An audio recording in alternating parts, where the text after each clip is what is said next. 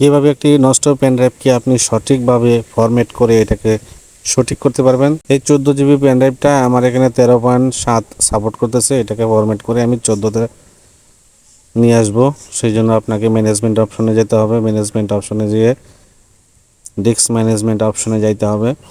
এই যে disk management অপশনে আমি ক্লিক করলাম। যে পেন ড্রাইভটা ফরম্যাট করবেন সেটা নিচে শো করবে। এটা আসার পর আপনাকে নিশ্চিত হতে হবে আপনি কোনটা ফরম্যাট করতেছেন। এইটা ফরম্যাট বাটনে যে ফরম্যাট ক্লিক করতে হবে, ইয়েস বাটনে ক্লিক করতে হবে।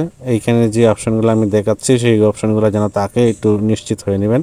তারপরে ওকে বাটনে ক্লিক করবেন।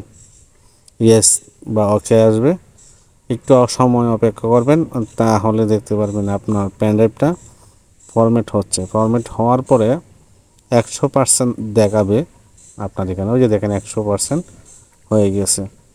তার মানে এইটা আপনার সঠিকভাবে ফরম্যাট হয়েছে।